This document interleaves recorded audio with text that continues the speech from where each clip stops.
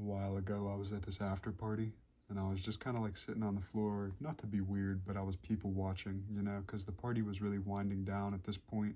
It wasn't like the start of the after party, it was like the after party, like 4 a.m., 5 a.m., people were starting to leave, and I'm just sitting there winding down because I can't go home because I'm drunk and I'm not about to drive, watching people. And someone's passing a plate around the room, like a bunch of people are. They're passing the tray of, it's got a card on it, pass it to the next person. They do their thing, pass it to the next person. And I'm just kind of sitting there observing. The tray actually gets around to me, and they were like, "You want?" And I was like, "I don't." And then they were like, "Okay." And they kept passing it to the next person. And then the guy next to me gets it, lines it, does it. Everyone's like, "What's wrong? Was that? Oh, that wasn't the thing you wanted. You didn't ask a single person in this room what was on that tray, but you were ready to do it."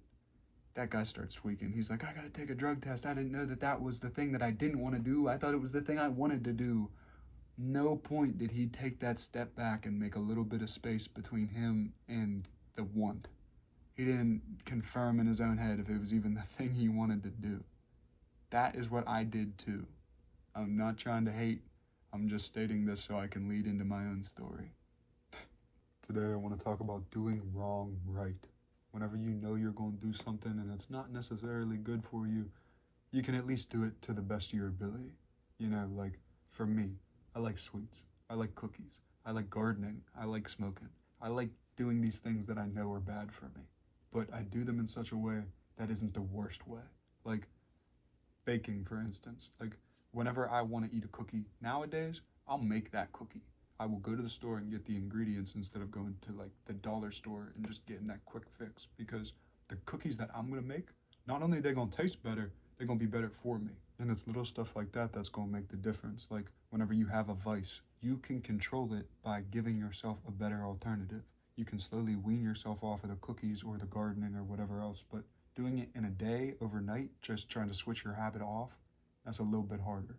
So you might as well do the thing that you know you're gonna do in a way that is more productive. Like for me, again, baking taught me a whole new skill. Now I use my will to go eat sweets as a way to learn doing something new. You need to do that with whatever you want to do. Something I feel like I'm repeating all the time to myself is put the emotions where they go. Like, you're gonna feel angry, you're gonna feel sad, you're gonna feel like you wanna eat some sweets sometimes. You need to do that in a way that's productive. If you're just taking your anger out on the walls, man, that's not productive at all. But, a lot of people paint with their anger. A lot of people put it into artwork. They put it into a journal.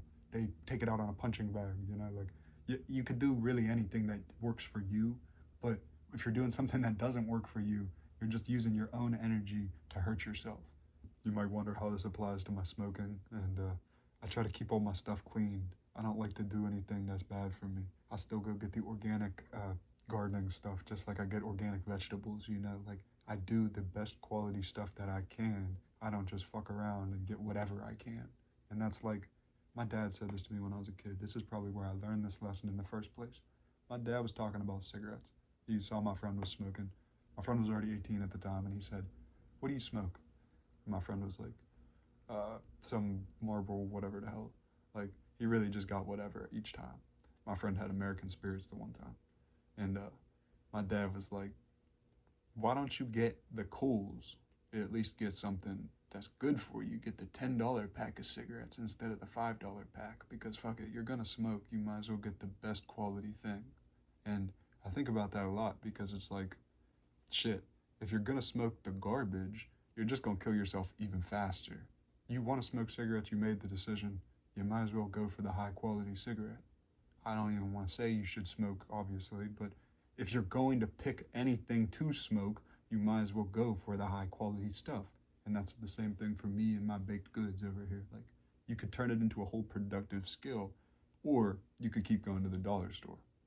Either way, you're gonna eat cookies, but one of them is gonna be helpful, gonna make you a better person, gonna make you smarter because you're learning how to bake or whatever else. Like, or you can just go to the dollar store and get fatter.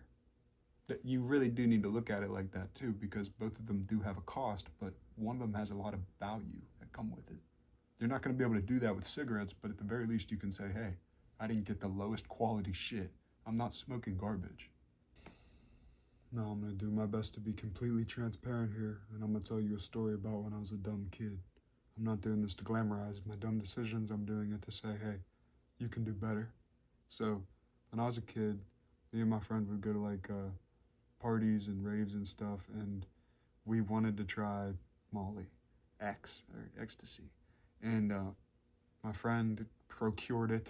He got it for us and said, this is the good stuff. We're going to try it together. We put it into a drink, fucking some soda. I don't even remember, bro.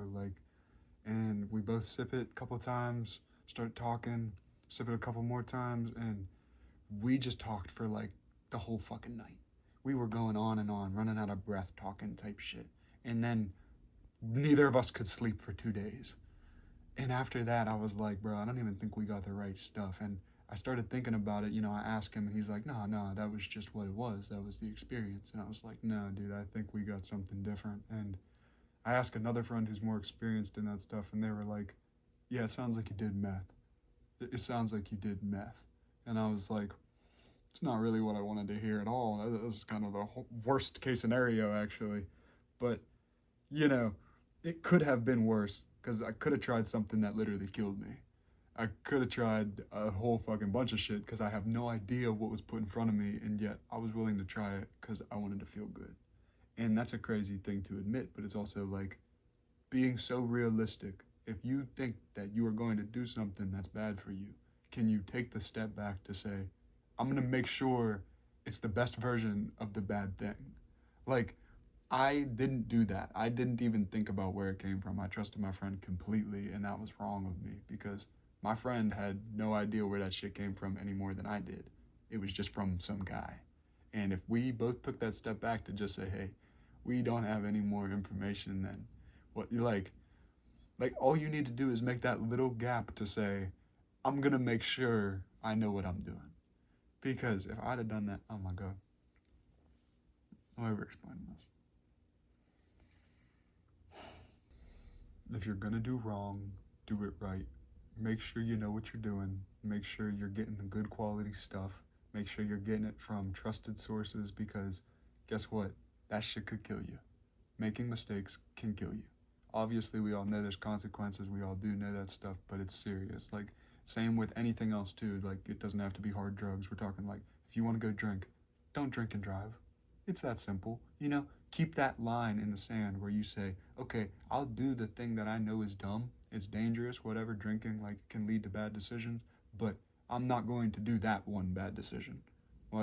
You can do that. You can hold yourself to that standard. And for me, like I said, it comes down to thinking about it like cookies from, am I going to make them in my kitchen, or am I going to go to the dollar store?